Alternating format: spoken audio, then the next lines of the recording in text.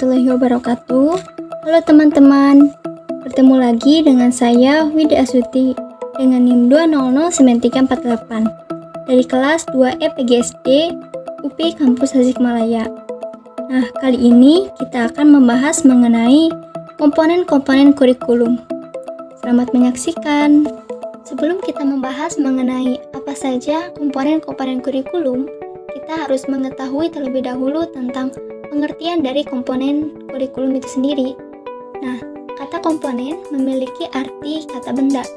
Menurut Kamus Besar Bahasa Indonesia, komponen adalah bagian dari keseluruhan, atau dalam arti lain, komponen diartikan sebagai unsur dalam suatu sistem.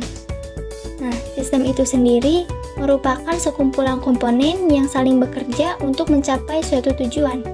Jadi, komponen adalah unsur yang membentuk suatu sistem yang saling bekerja sama dan menyatu dalam upaya mencapai suatu tujuan. Kurikulum, menurut Undang-Undang Sistem Pendidikan Nasional Nomor 20 Tahun 2003, adalah seperangkat rencana, peraturan mengenai tujuan, isi, dan bahan pelajaran, serta cara yang digunakan sebagai pedoman dalam penyusunan kurikulum, tingkat satuan pendidikan, dan silabus pada tiap satuan pendidikan. Jadi dapat disimpulkan bahwa komponen kurikulum adalah bagian yang terpadu dan fungsional yang tidak dapat dipisahkan dari suatu sistem kurikulum karena komponen itu sendiri mempunyai peranan dalam pembentukan kurikulum. Sekarang kita akan membahas mengenai komponen-komponen kurikulum. Nah, karena di dalam fungsi kurikulum itu ada salah satu fungsinya sebagai alat untuk mencapai tujuan pendidikan. Oleh karena itu, kurikulum memiliki komponen pokok dan komponen penunjang yang saling berkaitan dan berinteraksi satu sama lainnya. Komponen pokok. Yang pertama, komponen tujuan. Komponen tujuan adalah komponen yang berhubungan dengan hasil atau produk yang diharapkan. Nah, komponen tujuan ini ada 4 jenis. Yang pertama, tujuan pendidikan nasional atau TPN, yaitu tujuan yang arah pendidikan secara umum yang harus dijadikan patokan atau pedoman bagi setiap lembaga pendidikan di suatu negara. Yang kedua, tujuan institusional atau TI, yaitu tujuan yang diharapkan dapat tercapai oleh setiap sekolah ataupun lembaga pendidikan. Kemudian yang ketiga yaitu tujuan kurikuler, yaitu tujuan yang diharapkan dapat tercapai oleh setiap bidang studi atau mata pelajaran. Yang keempat yaitu tujuan instruksional, yaitu bagian dari tujuan kurikuler, artinya kemampuan yang harus dimiliki oleh siswa setelah dia mempelajari materi tertentu dalam satu kali pertemuan. Komponen yang kedua yaitu komponen isi, merupakan komponen yang didesain untuk mencapai komponen tujuan yang berhubungan dengan pengalaman belajar yang harus dimiliki oleh siswa. Menurut Undang-Undang Pendidikan Bab 9 Pasal 39 dalam Sistem Pendidikan Nasional telah ditetapkan bahwa isi kurikulum merupakan bahan kajian dalam pembelajaran untuk mencapai tujuan penyelenggaraan satuan pendidikan yang bersangkutan dalam rangka upaya pencapaian tujuan pendidikan nasional. Yang ketiga yaitu komponen metode atau strategi. Nah, metode sendiri yaitu upaya mengimplementasikan rencana yang sudah disusun dalam kegiatan nyata agar tujuan yang telah ditetapkan dapat tercapai secara optimal. Kemudian strategi. Strategi adalah rencana tindakan dalam rangkaian kegiatan dengan menggunakan metode dan pemanfaatan sebagai sumber daya untuk mencapai tujuan.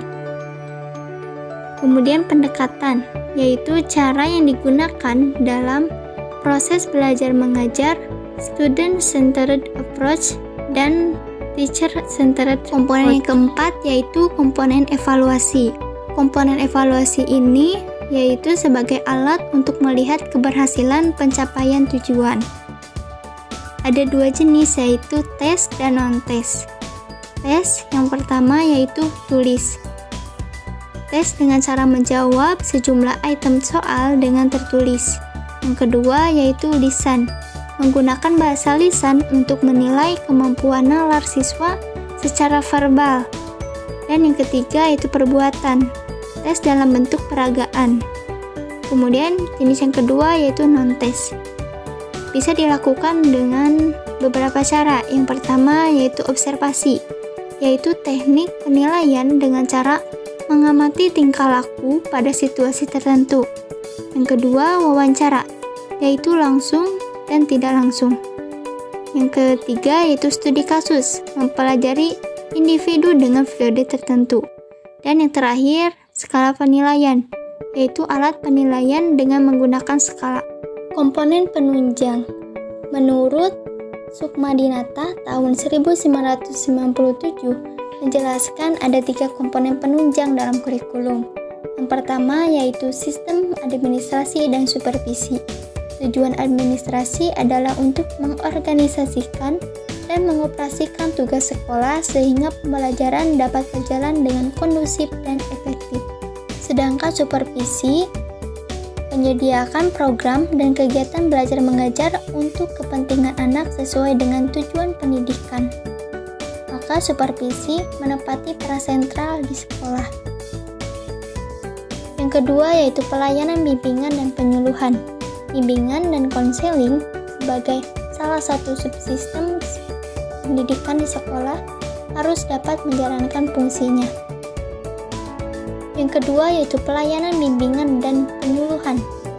Pelayanan bimbingan dan konseling di sekolah yaitu usaha membantu siswa dalam mengembangkan kehidupan pribadi, kehidupan sosial, kegiatan belajar yang memfasilitasi pengembangan siswa secara individual, kelompok, maupun dengan kebutuhan yang dibutuhkan.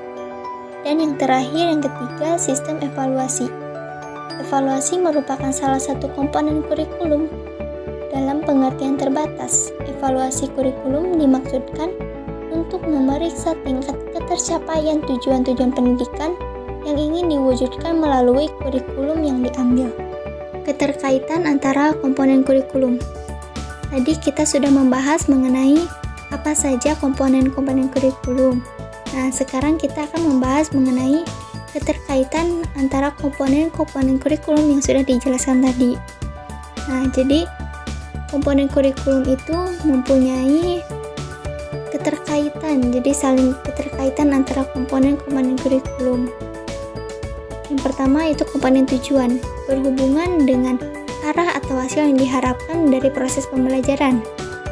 Yang kedua, isi kurikulum merupakan komponen yang berhubungan dengan pengalaman belajar yang harus dimiliki siswa dari semua aspek, baik yang berhubungan dengan materi pembelajaran maupun aktivitas siswa. Kemudian yang ketiga yaitu metode atau strategi. Nah, untuk mengimplementasikan tujuan dan misi yang telah ditetapkan pada proses pembelajaran, maka diperlukanlah sebuah strategi yang menempatkan siswa sebagai pusat dalam kegiatan. Kemudian yang terakhir, yang keempat, yaitu komponen evaluasi. Setelah pengimplementasian, maka diperlukanlah adanya sebuah evaluasi yang bertujuan untuk melihat atau mengukur efektivitas pencapaian tujuan, apakah tujuan tersebut sudah tercapai atau belum, sehingga dapat dilakukan perbaikan atas kesalahan-kesalahan sebelumnya. Itu dia pembahasan tentang komponen-komponen kurikulum. Semoga video ini bermanfaat dan terima kasih banyak sudah menonton sampai akhir. Wassalamualaikum warahmatullahi wabarakatuh.